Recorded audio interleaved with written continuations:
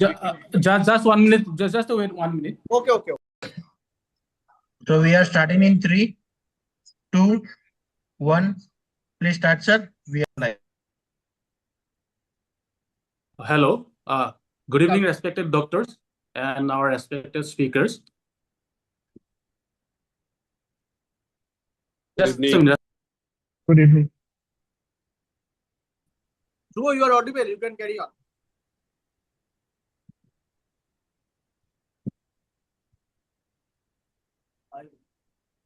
I think, Dhruv, I think you lost your connection.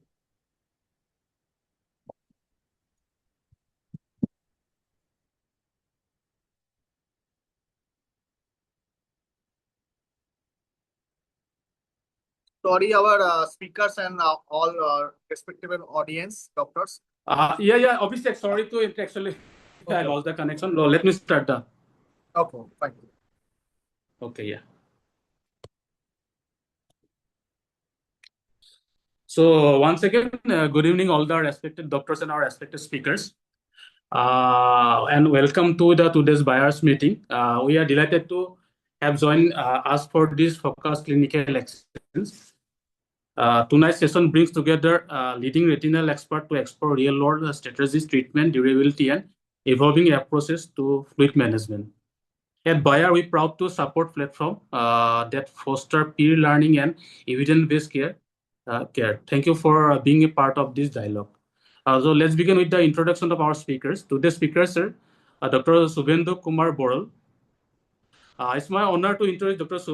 Subhendu Kumar Boral, who is a senior vitreoretinal consultant at Disha Hospital and a graduate from of AIIMS New Delhi with advanced training in vitreoretina. Dr. Boral has been a cornerstone of Disha since 2002 and specializing in complex retinal surgeries, including diabetic retinal disorder, detachment, and macular procedures. His pioneer surgical techniques and video atlases have earned him numerous national and international awards, including multiple Euretina Best Video Award and the prestigious Rick Buckler Award from ASRS. A prolific author, educator, and invited speaker worldwide, Dr. Boral continued to inspire innovation and retinal science and surgery. So he will speak on today evaluating anti-VEGF drug molecular characteristics and their impact on treatment success. Our next speaker is Dr. Abhishek Kumar. And Dr. Abhishek Kumar, he is a vitreoretina specialist at Lakshmi Nethralaya Patna with advanced fellowship in vitreoretinal surgery from Arvind Eye Hospital, Coimbatore, and Sydney Eye Hospital, Australia. He is among the leading retina expert in Bihar. His clinical interests span diabetic retinopathy, vascular occlusion, ROP, and complex retinal surgeries, alongside expertise in the cataract management, and active member of multiple national and international ophthalmic societies. Dr. Kumar is widely recognized as a speaker, educator, and innovator in retinal care. Today, he will speak on the evolving role of aflibercept in PCV, APVRS, insight and comparison with anti-VEGF agent. And our next speaker is another speaker, Dr. Devarun Sharma. So it is my honor to introduce Dr. Devarun Sharma. He is MBBS from Guwahati Medical College and MD for AIIMS New Delhi. Currently working as a consultant at Sri Sankaradeva Nethralaya Guwahati as a vitreoretina, uvea, ROP, and retinoblastoma. He is trained extensively at the prestigious Dr. RP Center AIIMS. He brings expertise in complex retinal surgeries, pediatric retinal care, and ocular oncology. Dr. Devarun Sharma has contributed to cutting-edge research, including AI-based retinoblastoma screening, and has published in leading international journals. His blend of clinical excellence and academic innovation makes him a rising leader in the retinal science. And today, Dr. Devarun Sharma speak on visual outcomes in DME, assessing the efficacy of Q16 aflibercept injection. So, welcome to all the speakers. And I would like to first Dr. Devarun Sharma to present his presentation. Thank you. Am I audible? Yes, sir, you're audible, sir. Okay.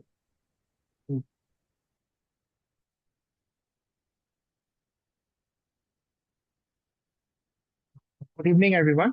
So today I will be talking about visual outcomes in DME, specifically focusing on assessing the efficacy of 16 weekly aflibercept injections.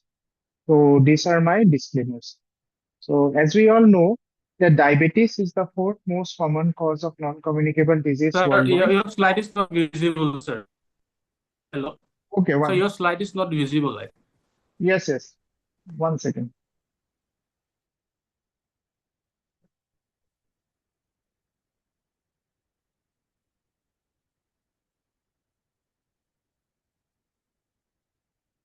Is it visible now? Yes, sir, it is visible. Let's make it in the slideshow mode, sir. Yes, sure. Presentation mode. Yes. Yeah, now it's perfect, sir. Now it's perfect. Yes. Okay, so I will be talking about the visual outcomes in DME, specifically focusing on assessing the efficacy of the 16 weekly aflibercept injections. So these are my references.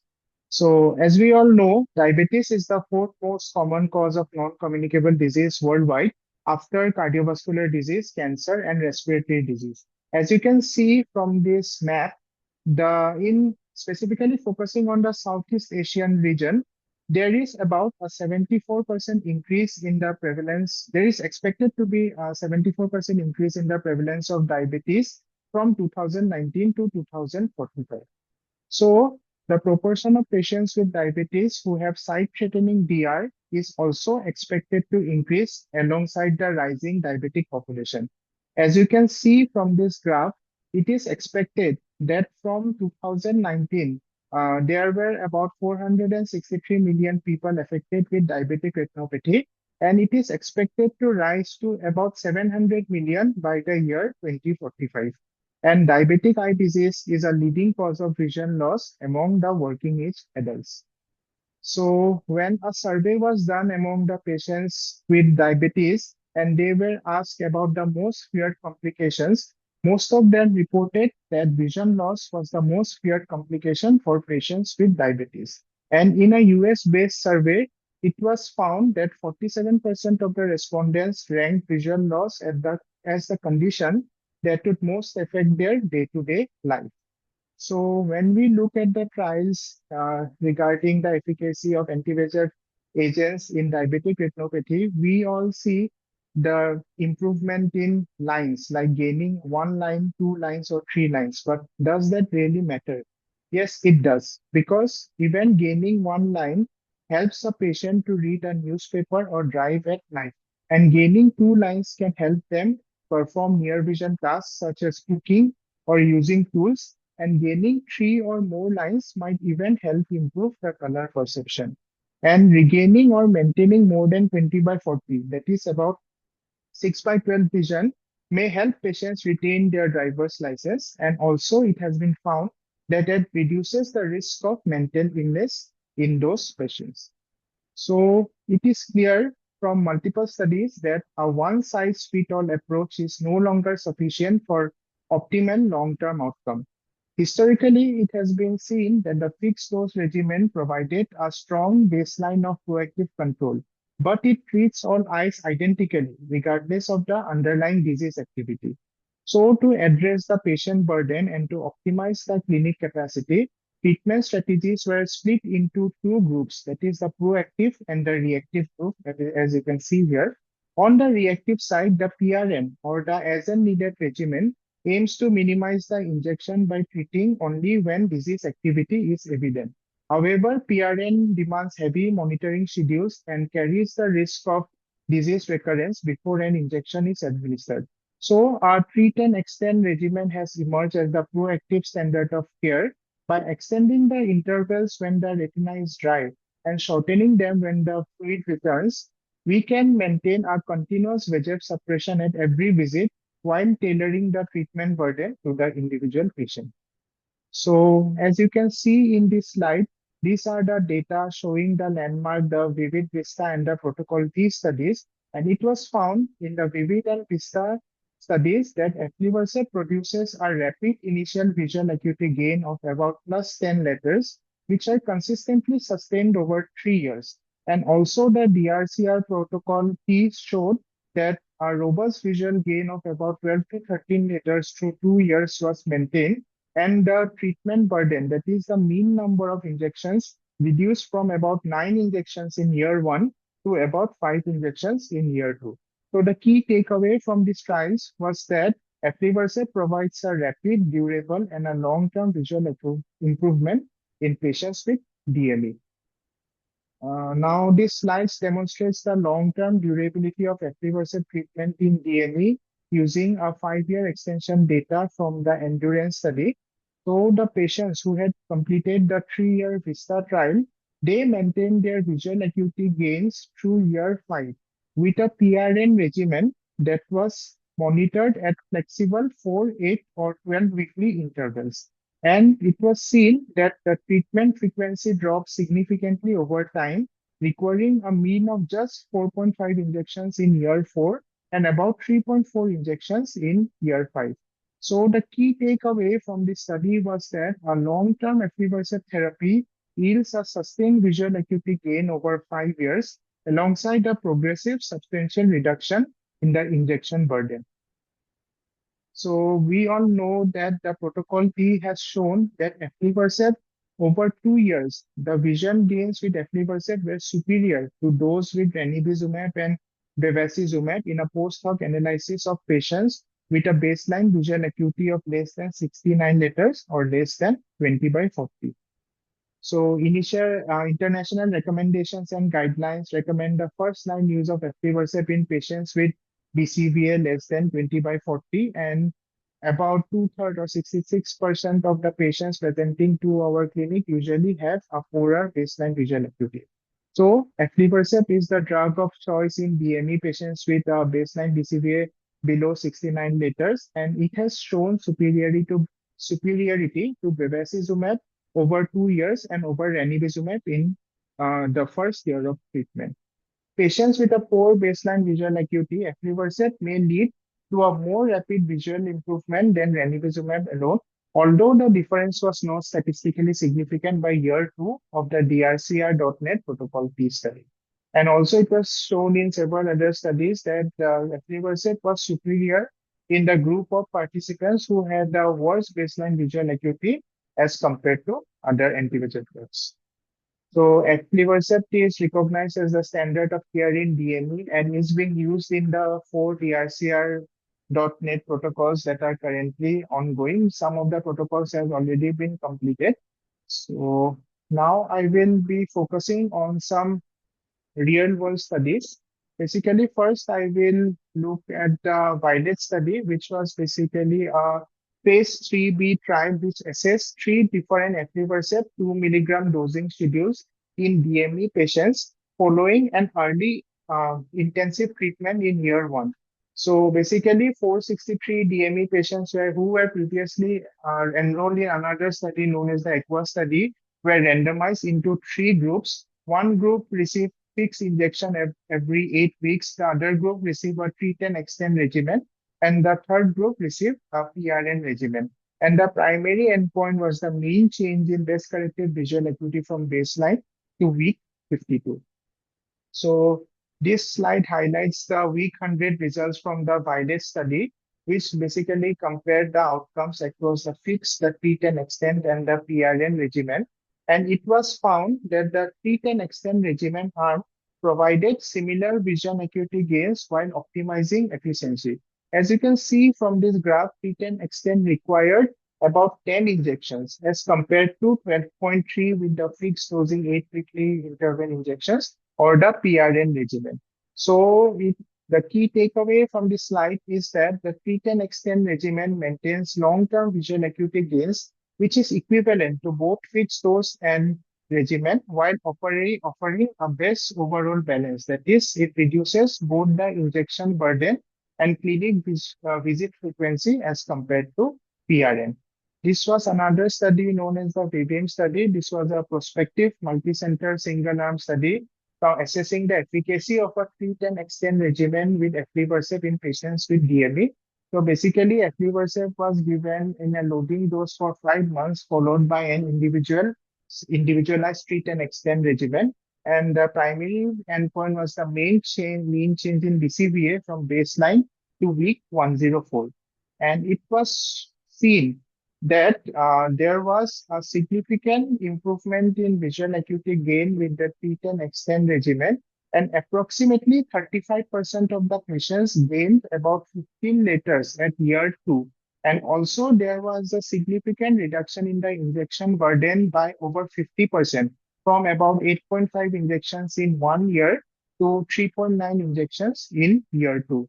So the key takeaway is that initiating a treat and extend regimen early with aflibercept delivers a strong, durable vision gain over 2 years while successfully extending intervals for more than half of the patients. This was another similar study known as the JADE study, which was a single-arm prospective phase 3B study.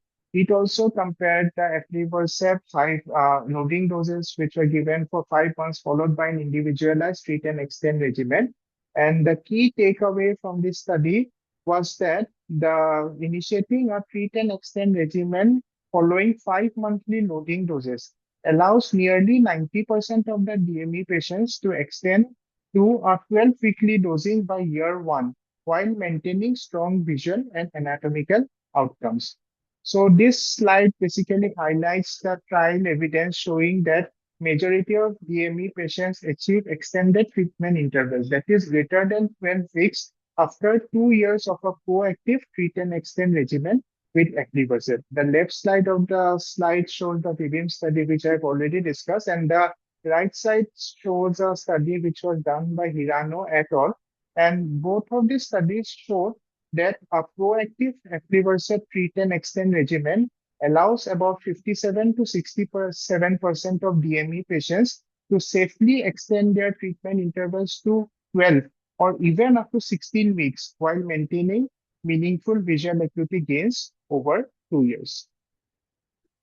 So basically, I will now summarize the talk with this slide. We all know that aflibercept is the only bispecific VEGF fusion protein that is designed to trap VEGF and PIGF, and it can provide clinically meaningful visual acuity gains or maintain vision regardless of the baseline visual acuity.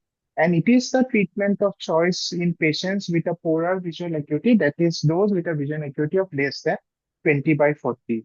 And early intensive treatment followed by a treat and extend regimen in DME can maintain vision with a reduced burden to both the patient and also the clinic. And early intensive treatment of DME may maximize vision gains in the first year, and this can be maintained in the long term with a reduced treatment burden. So with a proactive individualized dosing, patients can maintain visual acuity gains with a reduced treatment burden after 1 year with aflibercept. And it is to be remembered that systemic control of diabetes, disease duration of diabetes, and regular follow-up remain vital alongside anti-VEGF therapy to preserve long-term vision in these patients. Thank you. Thank you. Thank you, Devarun sir, for a wonderful presentation. How you discuss about the every slide, the study with Vista and Violet and backup, how the patient can be benefited, their BCVA maintained, and the durability with the aflibercept extended durability. So it's really helpful for our audience. With the slide deck, they can gain the confidence to use aflibercept in DME case and also use as a treat and extend up to Q2, Q12, as we also data that you can extend up to Q16. So I also request Dr. Shubhendu sir, as we know, he is an international speaker. He has a lot of experience. He has used a lot of aflibercept. Please sir, share some your experience on this slide deck. And also I'm requesting Abhishek Kumar sir, if you want to add anything on this talk. So thank you, and the forum is now also open for the audience. If anyone have any kind of question, they can ask. Thank you. May I have some comment on this topic? Nice presentation, Dr. Devarun. So Yes, sir. I want to highlight one thing. Like you have highlighted a lot of studies, especially the Z study. Although the number of participants are very less, but still it's a like new thing, 5 monthly interval. The thing is also very important. some other that weaving study also you have highlighted. But what would be your, like most of the DME patient having some kind of kidney nephro component also. So how do you Sir. like judge your patient whether you will give aflibercept in those CKD patient or not? First of all, I would like to take an opinion of a nephrologist because if the basically depends upon how well his kidney disease is controlled.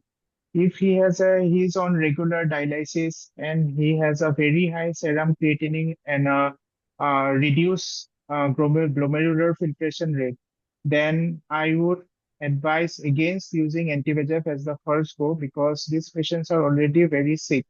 But if the patient has a well-controlled kidney disease and his serum creatinine is within like mostly around 2 or 3, then I think we can go ahead with an anti-VEGF in these conditions. Very few studies done from Yes, sir.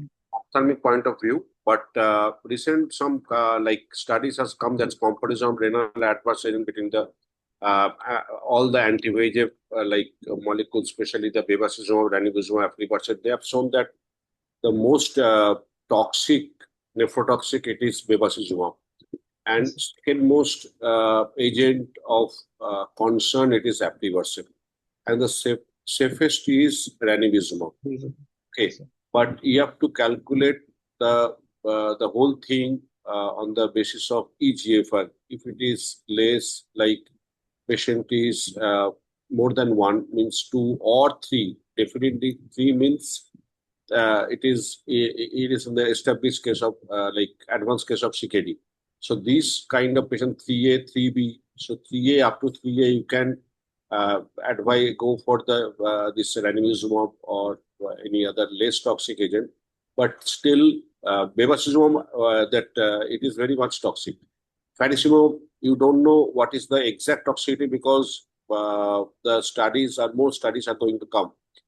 Then brolucizumab have some toxicity, but it is less than, it is more toxic than ranibizumab and less than this aflibercept. So aflibercept should be used very cautiously in case of CKD patient. And if you want to give something, take some opinion from the nephrologist and they will judge the whole scenario depending on the eGFR whether it is at all safe or not. But in CKD patient, no agent is safe. From my side, I should say, bevacizumab is absolutely no, because it is very toxic. Otherwise, nice presentation. Thank you, sir. Subhendu sir, good evening. Dr. Abhishek here from Patna. Yes, sir. Good evening, sir. Nice presentation, Dr. Devaran. Thank you, sir. Just wanted to know if the patient is on dialysis also, like, don't you advise anti-VEGFs? Like We do advise anti-VEGF, but means if the patient has dialysis like today, then within like 48 hours, we have to give the anti-VEGF, Yeah. not more than that, because his serum creatinine should be within the like normal range for him so that we can go ahead with the anti-VEGF. But we cannot delay much longer. That is the main problem with those patients. The problem with some of the patients is that some of them are phakic, Yes. middle-aged patients, and Yes, sir. not able to afford Ozurdex. We are in Yes, the sir. fear that if we give Tricort, there may be a rise in intraocular pressure. Yes, yes. So in those cases, even if they are borderline cases, like we do prefer to give anti-VEGF rather than steroid because we don't have any other options. So Yes, what's your take on this, Subhendu sir? No, it is absolutely, you told what you told, that is absolutely correct. Like in phakic patient, you should use this anti-VEGF, like not the steroid, but otherwise you can use steroid in a phakic or pseudophilic patient. And anti-VEGF, I should say that ranibizumab, it is relatively safer choice, but in dialysis patient, it is relatively like one of the very safe kind of situation where this anti-VEGF won't last long. The one more thing for the aflibercept in CKD, because the half-life is relatively more than the other agents. That's why this this receptor suppression is also little bit prolonged. That's why the use of this anti-VEGF in CKD patient is not advisable. But still, in dialysis patient, I think it is a relatively safer situation where you can use this anti-VEGF. Because it's a one-time. As soon as we, No, it's not a one-time procedure. So it is a multiple times. Yes. Because as soon as you give, like take a nephrologist opinion, then they will say that no, we cannot give. So then we are in a dilemma that what to do. So Vital, medically. yeah. Thank you. Thank you, Shubhendu sir, and thank you, Abhishek sir, for added your experience and add your valuable words on this topic. Now I want to hand over the session, Shubhendu sir, for your presentation. Thank you. Right, slides are visible. Yes, sir. Yes, sir. So evaluating anti-VEGF drugs and molecular characteristic, their impact on treatment success.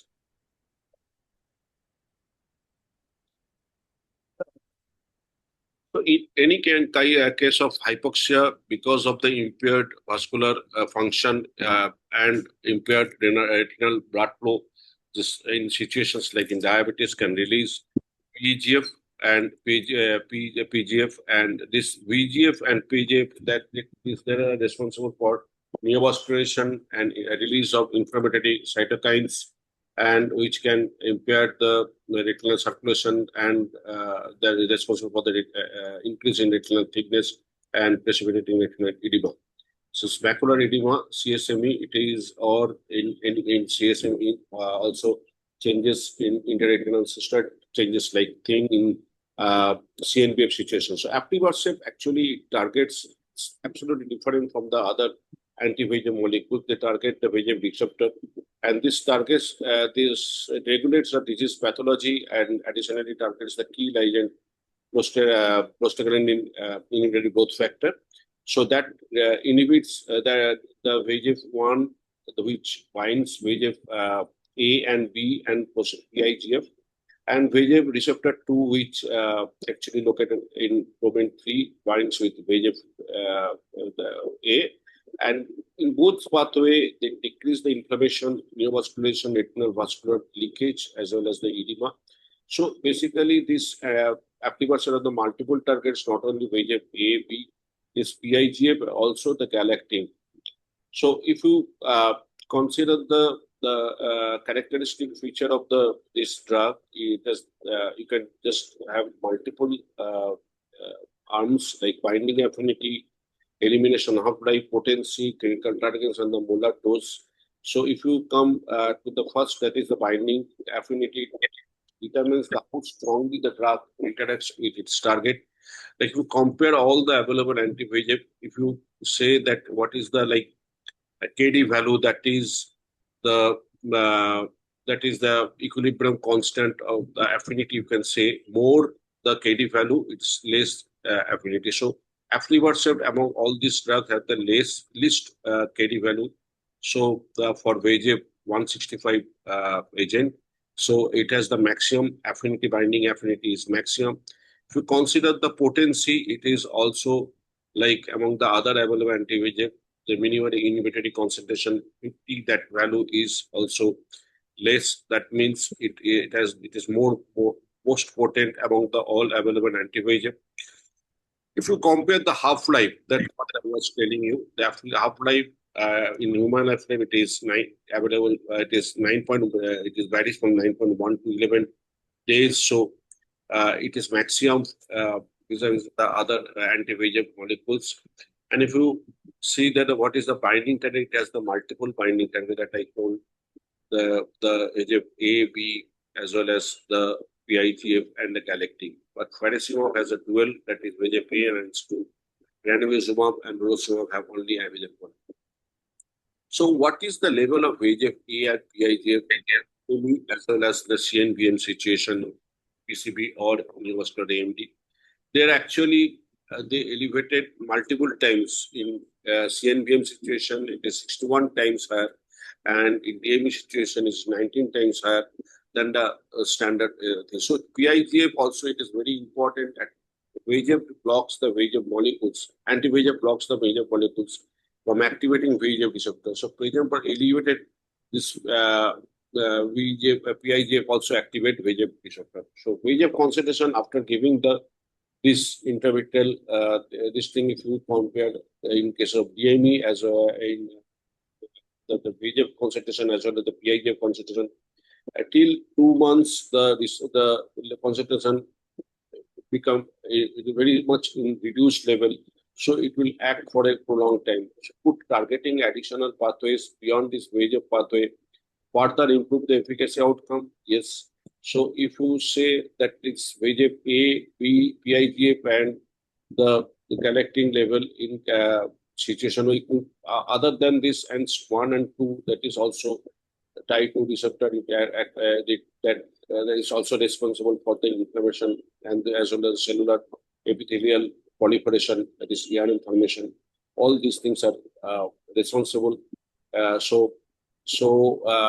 In case of during angiogenesis, this ANGST2 also upregulated and competitively binds with type 2 receptor.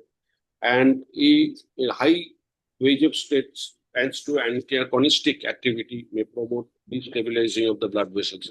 So low VEGF states induced by the anti-VEGF treatment ANGST2 have limited relevance.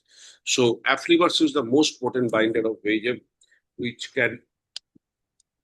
compared with the other anti-VEGF agents. So all these things are responsible for the neovascularization, edema, as well as the vascular permeability. So from data collected from the independent studies, the kinetic binding, you say the faricimab and nesvakumab combined, you say compare these two things. Nesvakumab actually it is more potent and it is more having the ANGST2 antagonist. So faricimab has a dual mode of action, not only VEGF, also the ANGST2. So more potent it is the nesvakumab. So the study has already done with in cases of neovascular AMD, it's a ONYX study, and DME is a RUBY study. In both phases, we can see there is no additional functional benefit seen with potent ANGST2 inhibition in combination with this nesvakumab and this aflibercept. So this is also evident in Yeshomet and Ryan, Tenaya and Bhushan study. So vision gain with faricimab were non-inferior to those of with aflibercept at the primary endpoint. So Avenue study clinical study also showed that ranibizumab and faricimab, they achieved similar kind of plasma ANGST2 inhibition after one injection compared this to agent in Avenue study. So it is almost comparable between the ranibizumab as well as the faricimab. So aflibercept showed the most durable and robust suppression of VEGF ANGST2 versus faricimab and the ranibizumab. The result of this study supports the hypothesis that ANGST2 may be expressed secondary to the primary insult to the retinal vasculature by VEGF. And direct inhibition of ANGST2 may not be clinically relevant, so currently provided by anti-VEGF treatment alone. So it delivers the comprehensive and highly durable targeting where it matters. Like to compare all these 4 drugs, you can say that binding affinity, it is minimum, KD value is minimum, so binding affinity is maximum. And human half-life is maximum among the other 3 anti-VEGFs. So equivalent molar dose, obviously Borussia has the maximum molar dose while delivering the same volume of the drug to the intermediary. So number of targets have the maximum number of targets is available for the aflibercept. Dual mode of target for faricimab, other 2 have the same target. So minimum unitary concentration is also minimum for the aflibercept and the maximum for the ranibizumab. So additional pathway, as I told you, aflibercept plus nesvakumab, can say VEGF A, B, postganglion inhibitor got factor, galectin-1, as well as ANGST2. For the faricimab, it is VEGF A and this thing. So if you say that the studies have already shown that laser treatment has shown that this effective treatment option in the management of DME in early pioneering studies. compared to the sham treatment, but it's currently it is in the area of anti-VEGF. It's clearly not the standard of winning. So you can reduce the edema with the help of anti-VEGF. Then you can go for the laser, but laser is not the first line of treatment in India. But corticosteroid is also another your instrument for the treating DME in as a second level of choice.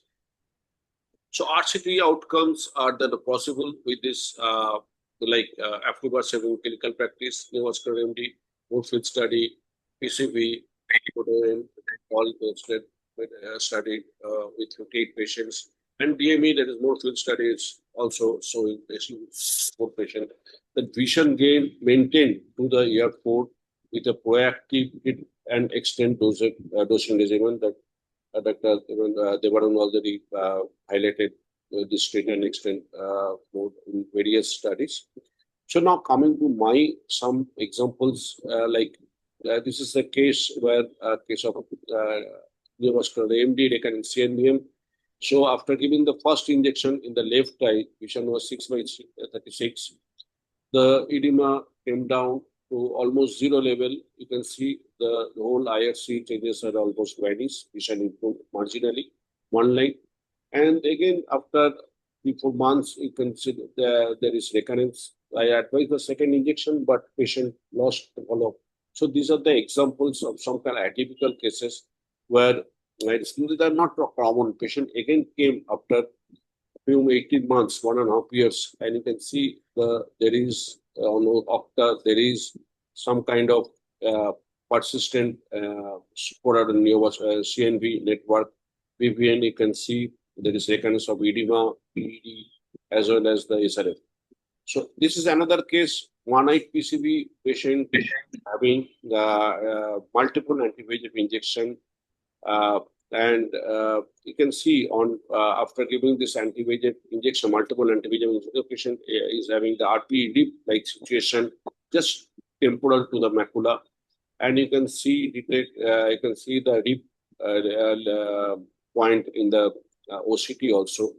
So when there is first recurrence of edema with this dip, we have given advice for the first injection. So edema is totally gone. You can see the large sister changes is totally vanished, and some kind of neurosensory atrophy is still there. So again, there is recurrence after 3 months. So generally, I am not advising aflibercept before 6 weeks, or sometimes minimum interval is 4 weeks, where it's maximum 6 weeks. So after 6 to 7 weeks, if the edema recurred, and I have advised the second injection, and then the edema is gone again.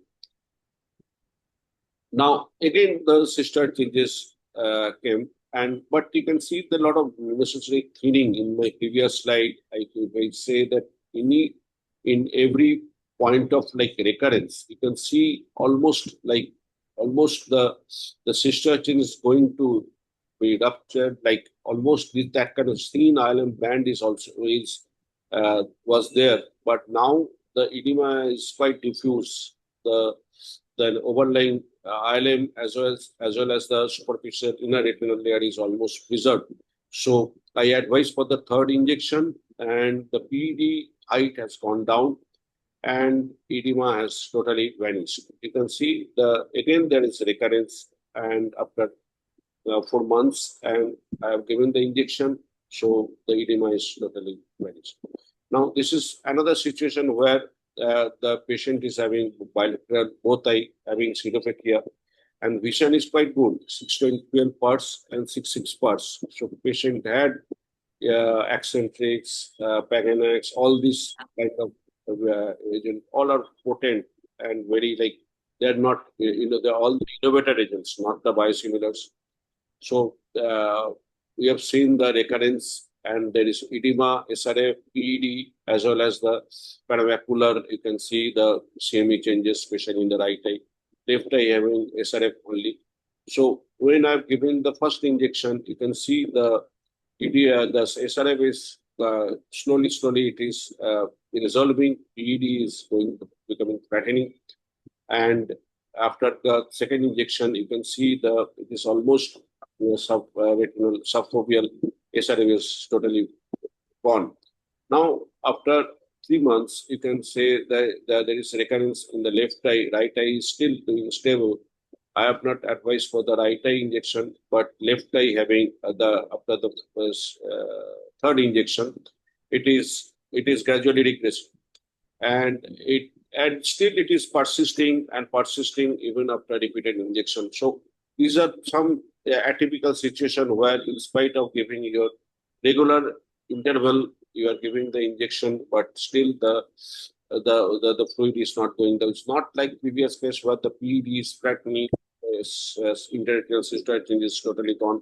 But in this situation, I want to highlight that SRF in the left eye is not easy to manage.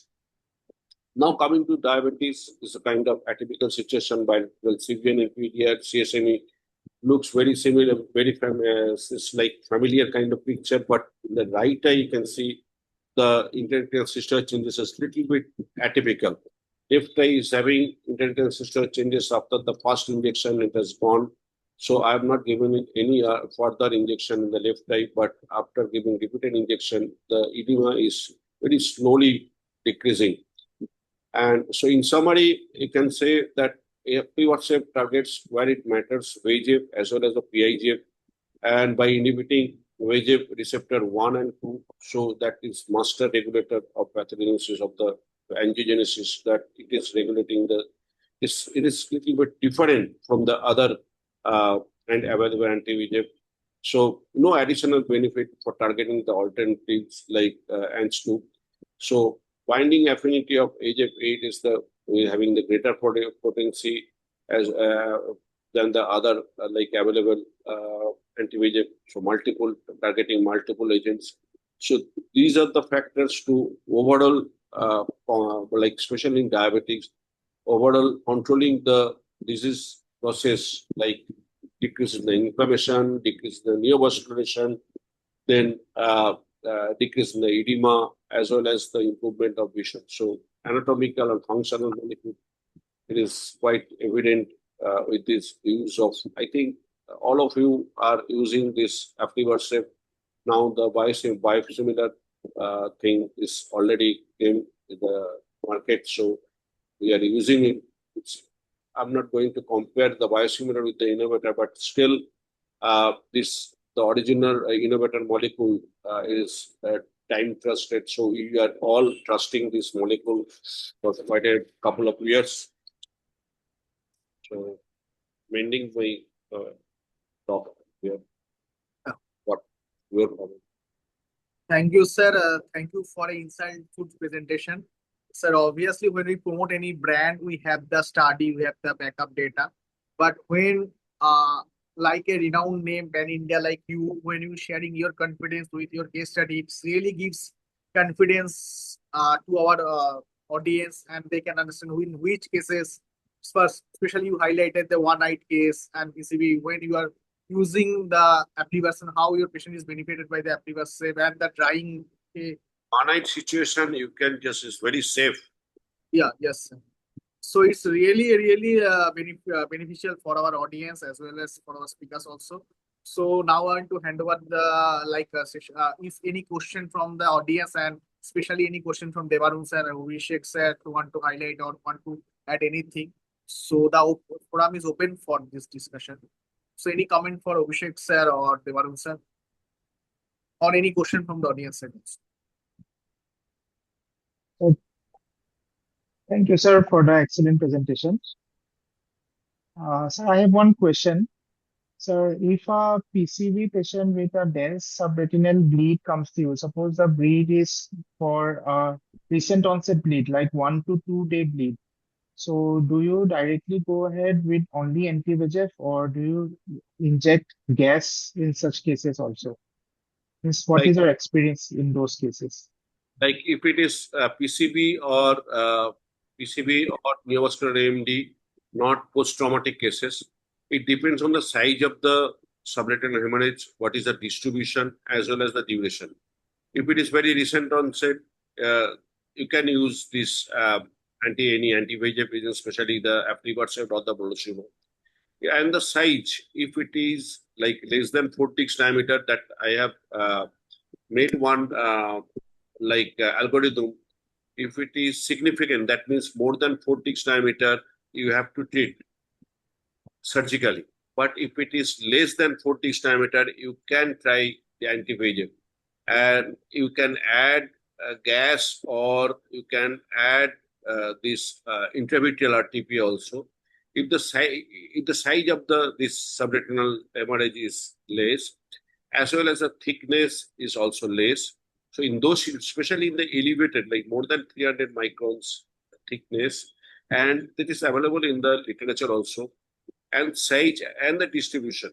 If the submacular hemorrhage is not crossing the superior vascular arcade, mainly inferiorly, and the macula, so in those situations, or just touching the fovea, you can try this combining this anti-VEGF as well as the RTPA. But if it is going beyond the superior vascular arcade and the size is more than 4 diameter, there is no point in giving anti-VEGF. You have to treat it surgically by doing vitrectomy, subretinal RTPA, and you can do non-drainage procedure or the drainage procedure. These are the separate topic. So in many forum, I have highlighted what should be the treatment for in different situation. It is beyond the arcades, superior and inferior arcades, and sometimes you have to drain it also. It is more than 2 weeks or 1 month.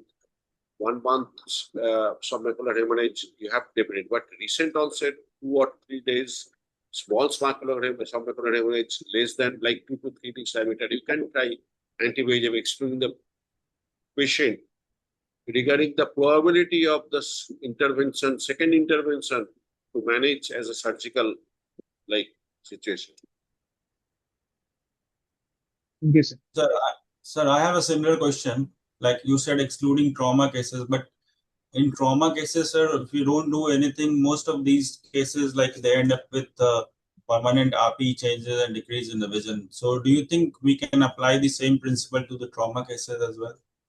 Trauma cases, you have to, if it is involving fovea and vision is less, better to give intravitreal citrate or SF6 gas. That's pneumodisplacement, and ask the patient to maintain the prone position so that the fovea should be free of the submacular hemorrhage. So just pneumatic displacement, not any other agent.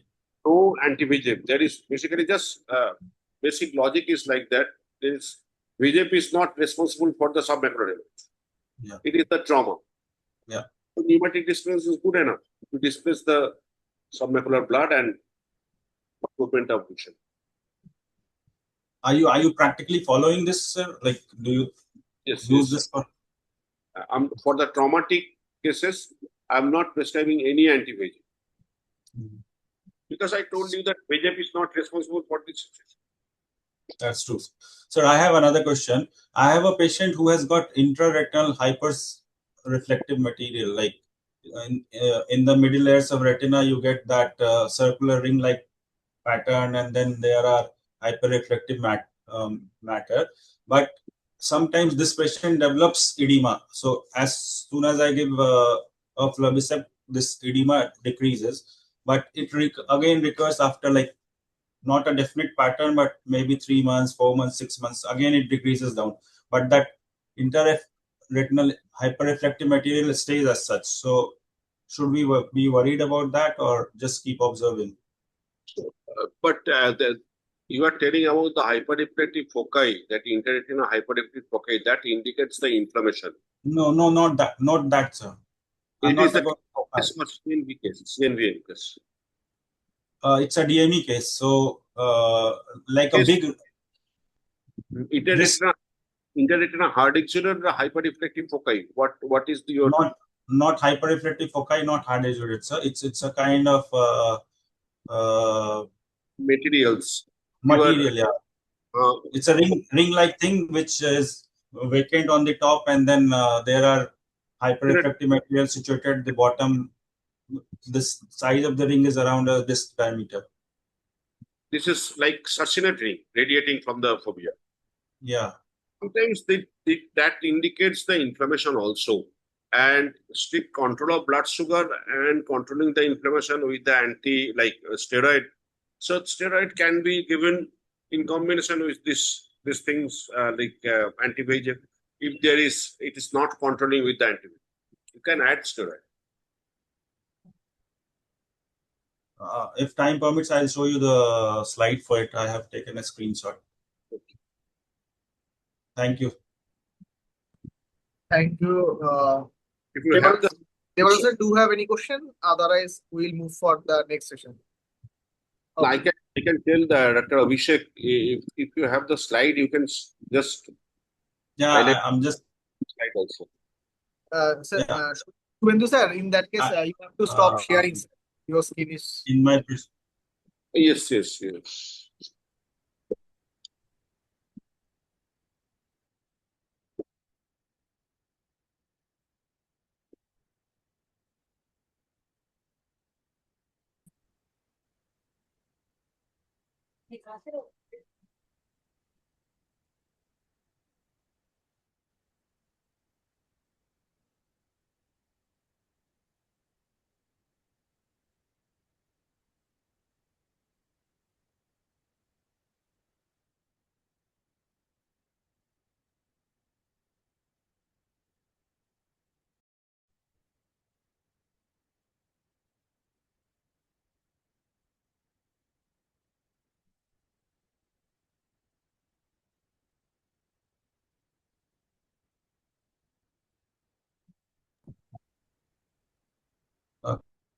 Can you see the slide? Yes, sir. Yes, sir. Your slide is come. Just you have to open that slide.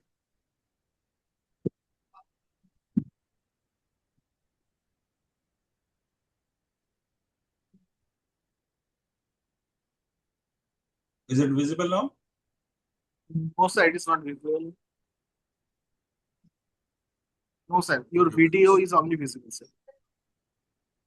Yeah, now it's coming. Sir. Yeah. So, Subhendra sir, is this visible to you?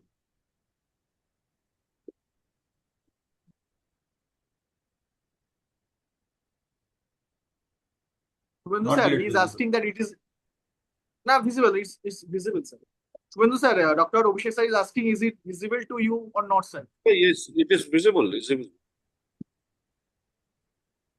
No, is that slide like that slide? The slide which I'm talking about, is it visible? So, if possible, sir, please zoom it, sir. At the bottom, there is a zoom sign, sir. What is the line written here? Presence of cluster of hyperreflective. I couldn't cluster of hyperactive materials. The crystals.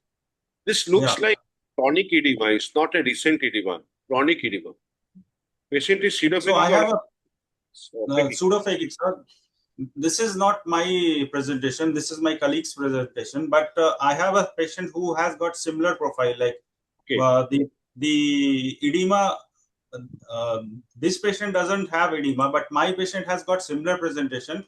But there is on and off edema. So as soon as I give the injection, the edema subsides, again recurs in 2, 3, 4 months.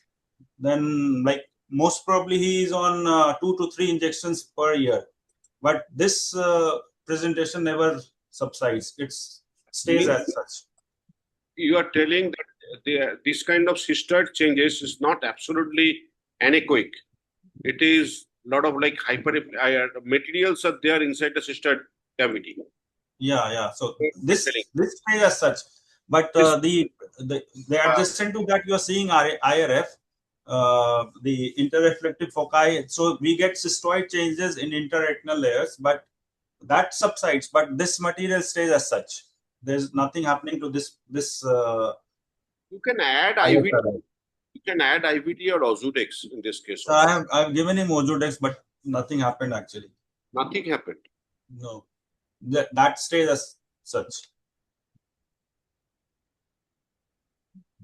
So that's why I thought it's a good forum to actual OCT if you in your situation. Yeah, I'll share it to you personally, sir. Yep.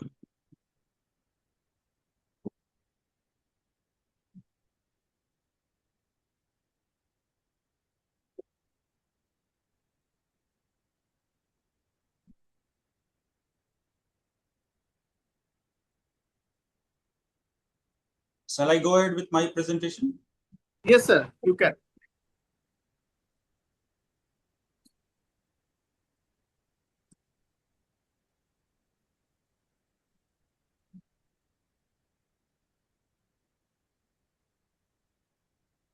Am I visible and audible? Yes, sir. Yes, all are set, sir. You can. Thanks. Good evening, everyone. Special welcome to Dr. Subhendu, sir. Privileged to speak in front of him. And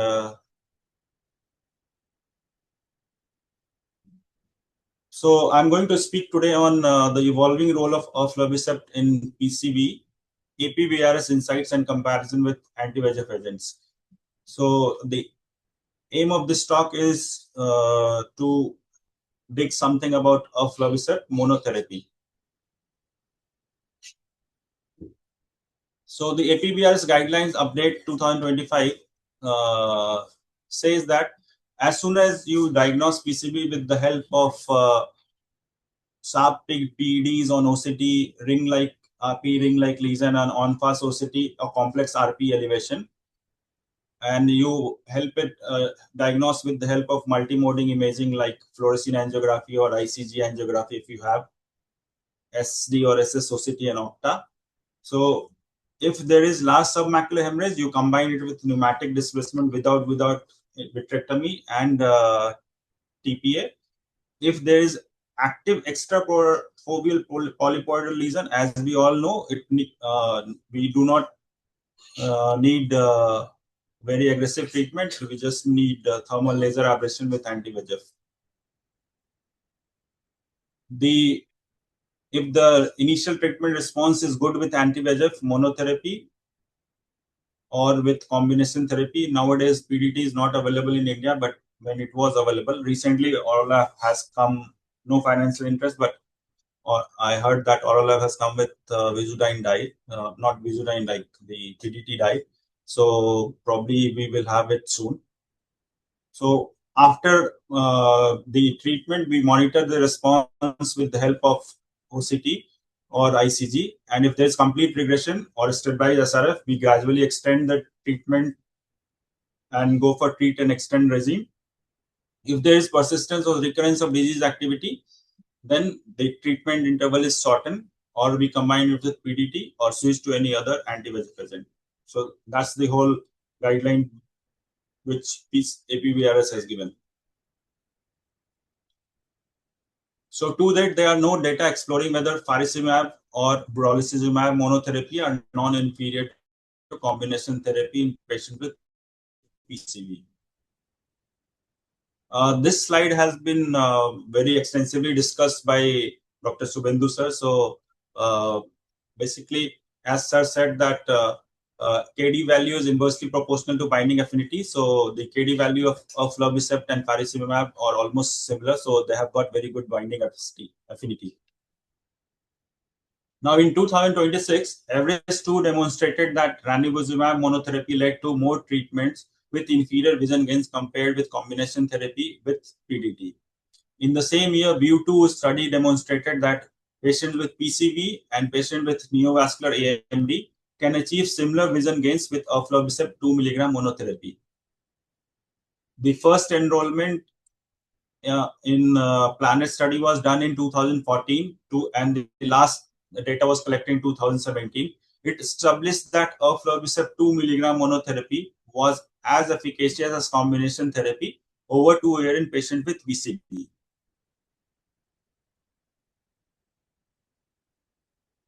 The PLANET study was a prospective multicenter double-masked sham-controlled randomized phase 3B of 4 clinical study, which was designed to evaluate the efficacy of aflibercept monotherapy compared to aflibercept combined with active photodynamic therapy. The trial included 318 patients who received 3 monthly initial loading doses of aflibercept 2 mg. At week 12, patients were randomized 1:1 to receive either aflibercept monotherapy with SAM PDT or aflibercept with rescue active PDT. In the second year, the patients followed an optional treat and extend regimen. The primary endpoint was to demonstrate the non-inferiority of aflibercept monotherapy compared to the rescue PDT combination for mean change in BCVA at week 52. The key outcomes were the vision gain at 96 in both the 96 weeks in both the groups showed similar and significant vision gains at plus 10.7 letters for the monotherapy group and plus 9.1 letters for the rescue PDT group. Monotherapy is the efficacy of monotherapy was concluded, and it concluded that patients with PCV achieved vision gains comparable to those with typical neovascular AMD using aflibercept monotherapy. And the rescue therapy findings suggested that PDT can be reserved as rescue therapy for specific patients rather than being a standard initial treatment.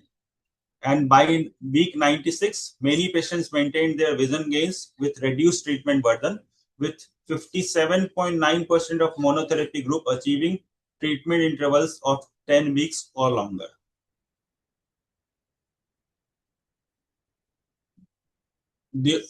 So now coming to the Altair study. The Altair study focused on the effectiveness of an aflibercept 2 milligram treat and extend regimen in maintaining vision gains for patients with and without PCV. The study compared two different treat and extend adjustment studies, a 2-week interval adjustment and a 4-week interval adjustment. The analysis included a subgroup of 90 patients with PCV and 154 patients without PCV. Vision gains were successfully maintained through week 96 in both subgroups, regardless of adjustment strategy. And at week 96, the PCV group saw a mean gain of 10.2 letters and 10.1 letter at 4 weeks adjustment. Similar proportions of patients with and without PCV were able to extend their treatment to intervals 12 weeks or longer by week 96. In the PCV group, 62.8% of patients in 2-week adjustment arm and 54.3% in the 4-week adjustment arm received intervals of more than 12 weeks. So this study demonstrated that aflibercept treat and extend arm is effective for maintaining vision outcomes across different neovascular AMD subtypes, including PCV. These are various other studies which have demonstrated that there is reduced treatment burden in cases of monotherapy. And eyes with complete polyp regression across studies of aflibercept monotherapy showed that aflibercept monotherapy achieves clinically meaningful visual outcomes in patients with subtypes of neovascular AMD such as PCV. This is a comparison chart between Salvin and Planet study, but actually this cannot be compared because Salvin is a single arm trial with no comparator arm, whereas the cross trial comparisons should have a trial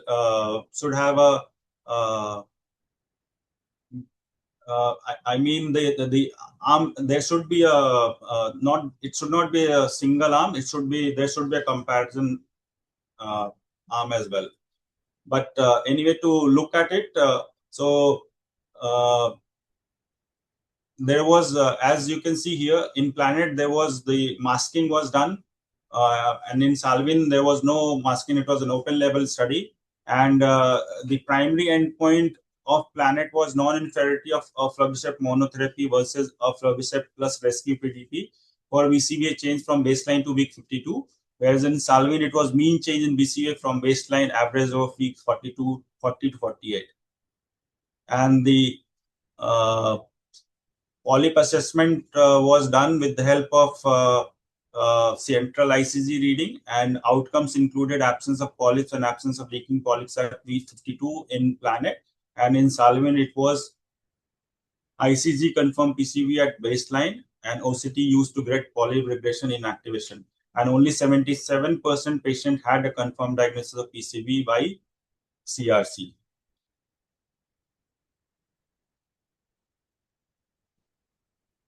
Despite fewer patients, a trend towards improvement in BCV and fluid was seen in the aflibercept group. And I would also like to highlight here the wealth of data for efficacy of aflibercept in PCBs, such as PLANET, the Garweg meta-analysis, and Japanese studies like Mariko et al., which is evident, and Hara et al., which is evident on the slides.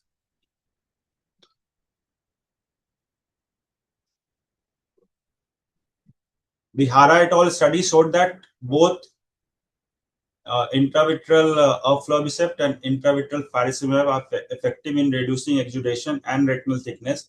However, intravitreal aflibercept was more likely to eliminate exudative changes and improve visual acuity after 3 loading doses. And there are notable unusual findings from this trial to other ICT studies conducted.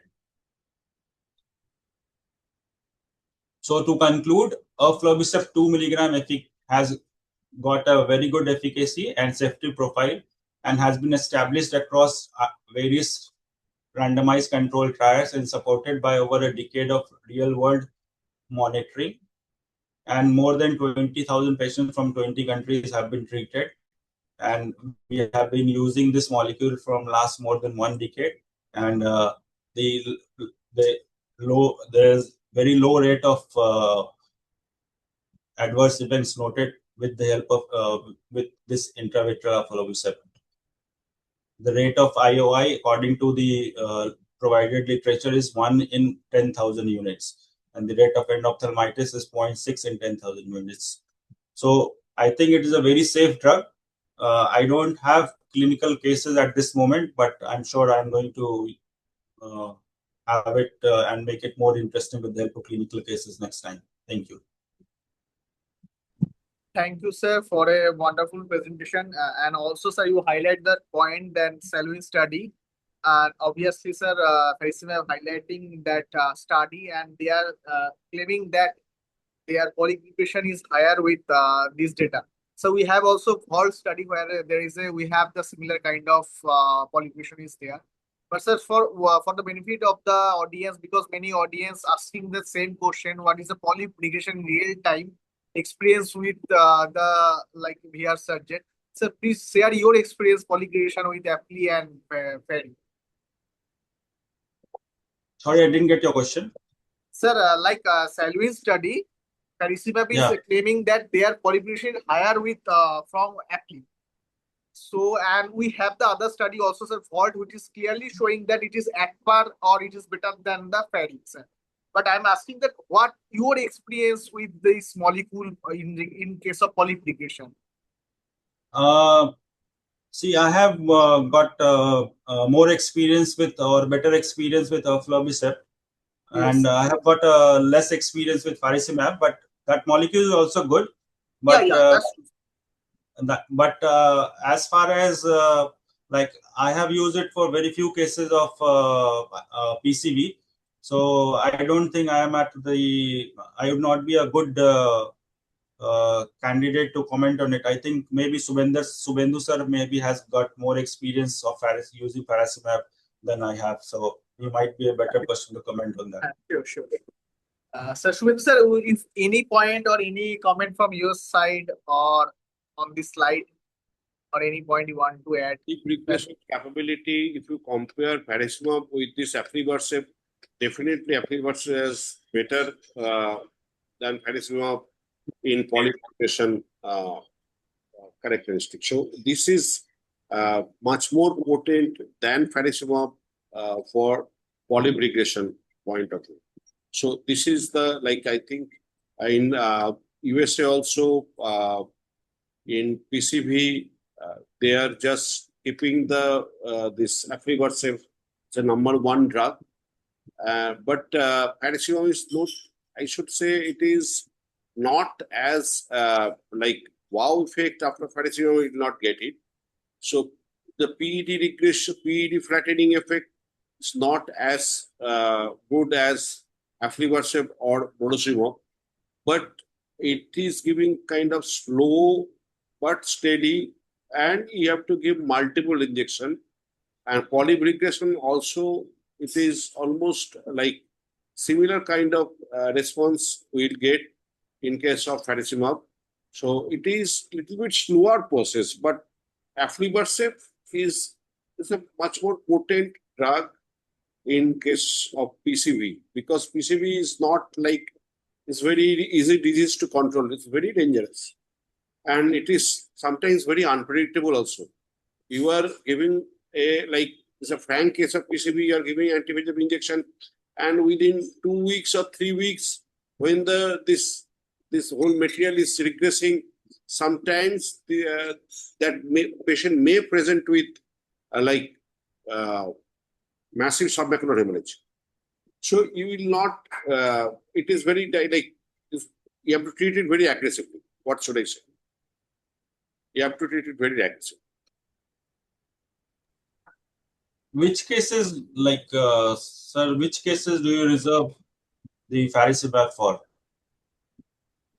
Faricimab is for, I should say, it is neovascular AMD cases, not PCV. And DME, obviously, I will keep faricimab more than this aflibercept. More than aflibercept. That is faricimab. Although it will give you slow effect, but it has some other advantages also. Like if you are giving this kind of drug, and you will get less chance of PRA formation, and even the other effect that inflammation as well as a neovascularization, that anti-NV effect, all these things are a little bit better than the aflibercept. But most of the agents almost give you the similar kind of picture response. But aflibercept have some definite, aflibercept and I should say that brosumab, these two drugs has more potent effect on PCV.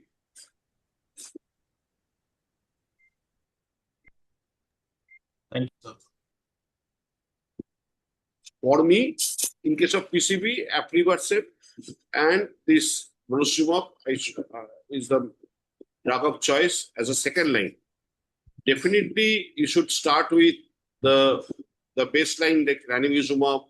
It's not a fast line of treatment, I should not say. It is if it is not responding to your ranibizumab or biosimilar ranibizumab, I'll definitely go for the aflibercept.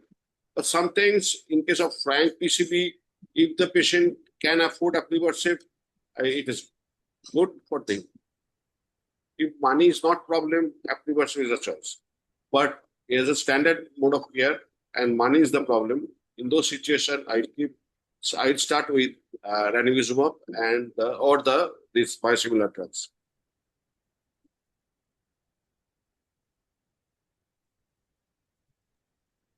Thank you, sir. Thank you. Thank you, sir. Dr. Devarun, sir, do you have any kind of questions? Anything to Kushek, sir, or Shwenu, sir? Thank you, sir. So thanks to all our audience and all our respected speakers for your valuable time for this kind of very encouraging discussion, and science backup discussion. It's really helped to our audience to treat their patient in day-to-day practice. And so hopefully soon we will again arrange this kind of meeting for the benefit of the society, for the benefit of all HCPs. So again, thanks for your valuable time. So good day and Thank you, everyone. Good Thank night. you. Good night. Good night, sir. Good night. Good night. Good night, sir. So right, our tech team, please discontinue this meeting link. Yes, sir. Can we conclude this Yeah. meeting? Yeah. Yeah. Okay.